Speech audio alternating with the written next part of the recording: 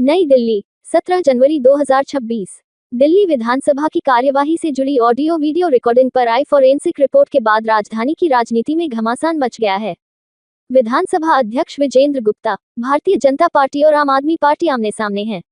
अध्यक्ष और भाजपा जहां इस रिपोर्ट को छेड़छाड़ से मुक्त और पूरी तरह प्रमाणिक बता रहे हैं, वहीं आम आदमी पार्टी इसे आधे सच की रिपोर्ट और राजनीतिक एजेंडा करार दे रही है।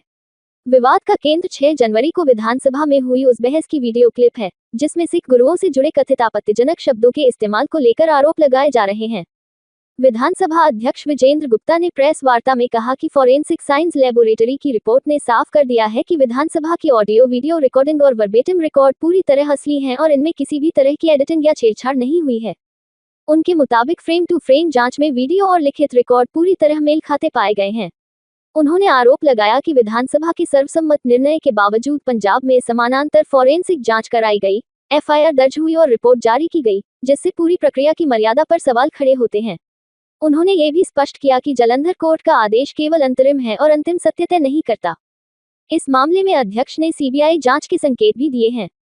उनका कहना है कि समानांतर जांच की प्रक्रिया संदिग्ध है, चेन ऑफ कस्टडी स्पष्ट नहीं है और राजनीतिक दबाव में एजेंसियों का दुरुपयोग किया गया। उन्होंने कहा कि धार्मिक भावनाओं और विधायी गरिमा से जुड़े इस विषय में किसी भी तरह की राजनीति स्वीकार नहीं की जाएगी। साथ ही उन्होंने नेता प्रतिपक्ष आतिशी को बयान वापस लेने और सदन में माफी मांगने का अंतिम अवसर देने की बात कही। फैसल की रिपोर्ट आ गई है, वो रिपोर्ट मैं आपके समक्ष उसको प्रस्तुत करता हूं। ये उस दिन का वर्बेटिम है जो इसकी एफएसएल ने, और ये ऑडियो और वीडियो दोनों चीजें हमने एफएसएल को उपलब्ध कराई थी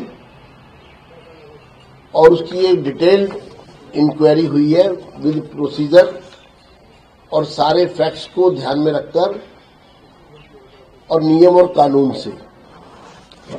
और इसमें रिपोर्ट में जो कहा गया है वो बड़ा स्पष्ट है। जो रिजल्ट्स ऑफ एग्जामिनेशन, इसमें कहा गया है कि regarding the authenticity and genuineness of the video, it is to state that we have received the transcription marked exit to be, यानी कि ये हमें ट्रांसक्रिप्शन मिला है। अध्यक्ष का आरोप है कि जब यह मुद्दा सदन में उठा तब आतिशी मौजूद नहीं थी और बाद में राजनीतिक दबाव में मामले को बढ़ाया गया। वहीं आम आदमी पार्टी ने विधानसभा अध्यक्ष और भाजपा पर तीखा पलटवार किया है। आपके दिल्ली प्रदेश संयोजक सौरभ भारद्वाज ने कहा कि दिल्ली और पंजाब दोनों फॉरेंसिक रिपोर्ट में ये स्पष्ट है कि वीडियो में गुरु शब्द का इस्तेमाल नहीं हुआ। उनका आरोप है कि भाजपा और विधानसभा अध्यक्ष सिर्फ अपनी राजनीतिक साख बचाने के लिए आधा सच पेश कर रहे हैं। उन्होंने कहा कि फॉरेंसिक रिपोर्ट सिर्फ ये बताती है कि वीडियो असली है, लेकिन यह नहीं बताती कि गुरु शब्द बोला गया। उनका दावा है कि गुरुओं का अपमान वीडियो में टैक्स जोड़कर भाजपा मंत्री कपिल मिश्रा ने किया। आपने कपिल मिश्रा पर सिख गुरुओं की बेअदबी का सीधा आरोप लगाया है। वीडियो से छेड़छाड़ का क्या मतलब है? वीडियो से छेड़छाड़ दो तरीके से हो सकती है। एक, आप ऑडियो के अंदर गुरु शब्द डाल दें और लोगों को गुरु शब्द सुनाई दे तो लोग कहें आतिशी ने गुरु जी का अपमान किया, गुरु जो हमारे साहिबान है उनके सम्मान को ठेस पहुंचाई। और दूसरा तरीका क्या है, आप शोर शराबे के ऊपर लिख दे कि इसमें गुरु शब्द का इस्तेमाल हो रहा है, तो वो छेड़छाड़ी है ना, वो छेड़छाड़ी है। मगर ये उस छेड़छाड़ को ना मान के उसके अंदर कह रहे कि साहब शब्दों में कोई अंदर जो सुनने में कोई छेड़छाड़ नहीं हुई है, वो तो हुई नहीं है क्योंकि आज भी उसमें गुरु शब्द सुनाई नहीं दे रहा। उसके ऊपर जो लिखा गया है वो छेड़छाड़ है, उसके बारे में जो है इनकी फॉरेंसिक रिपोर्ट जो है चुप है। पार्टी की राष्ट्रीय मीडिया प्रभारी प्रियंका कक्कड़ ने मांग की कि कपिल मिश्रा को ईशनिंदा कानून के तहत सजा दी जाए। उनका कहना है कि भाजपा धार्मिक भावनाएं भड़काकर पंजाब में अपनी राजनीति चमकाना चाहती है और वीडियो को डॉक्टर तरीके से पेश कर नफरत फैलाने की कोशिश की गई। वहीं आपके मीडिया प्रभारी अनुराग ढांडा ने विधानसभा अध्यक्ष पर आरोप लगाया कि उन्होंने फॉरेंसिक रिपोर्ट को विशेषाधिकार समिति को भेजने के बजाय प्रेस कॉन्फ्रेंस कर राजनीतिक इस्तेमाल किया। उनका सवाल है कि जब स्पीकर खुद फैसला सुना चुके हैं तो समिति जांच क्या करेगी? दिल्ली के विधानसभा स्पीकर विजेंद्र गुप्ता जी ने खुद दिल्ली विधानसभा की मर्यादा को भंग किया है। और ये एक तरीके से दिल्ली के चुने हुए प्रतिनिधियों की सबसे बड़ी सभा दिल्ली विधानसभा का अपमान भी है, जो भारतीय जनता पार्टी का एजेंडा चलाने के चक्कर में खुद स्पीकर विजेंद्र गुप्ता जी ने किया है।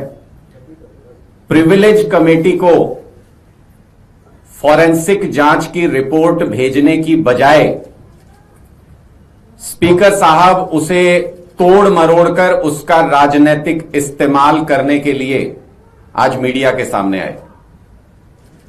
आप सबको पता है कि ये जो प्रिविलेज कमेटी है विधानसभा की, वो स्पीकर के मातहत आती है, स्पीकर के अंडर आती है, और स्पीकर साहब तो पहले ही फॉरेंसिक रिपोर्ट से उन्होंने क्या निष्कर्ष निकाला, वो अपना राजनीतिक मत पहले ही प्रेस कॉन्फ्रेंस के जरिए आकर के बता करके चले गए। दूसरी ओर भाजपा ने आम आदमी पार्टी के सभी आरोपों को सिरे से खारिज कर दिया है। दिल्ली भाजपा अध्यक्ष वीरेंद्र सचदेवा ने कहा कि विधानसभा अध्यक्ष द्वारा रखी गई रिपोर्ट वैधानिक है और इससे आतिशी का अपराध स्थापित होता है। उन्होंने आरोप लगाया कि आम आदमी पार्टी हिंदू सिख दंगा भड़काने का प्रपंच कर रही है।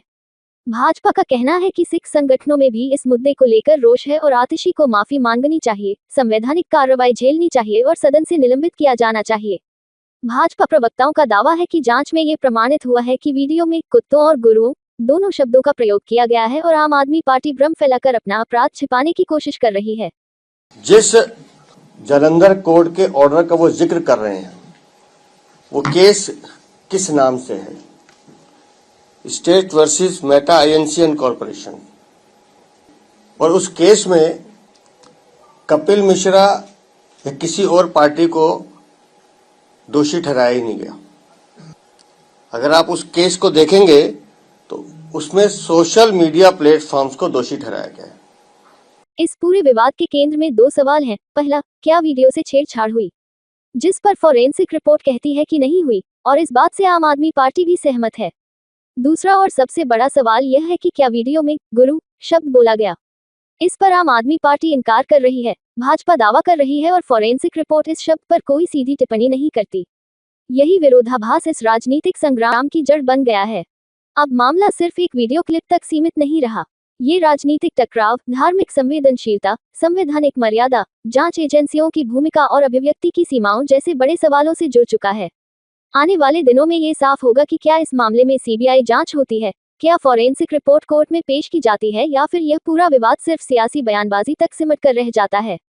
फिलहाल इतना तय है कि दिल्ली की राजनीति में यह मुद्दा लंबे समय तक गूंजता रहेगा।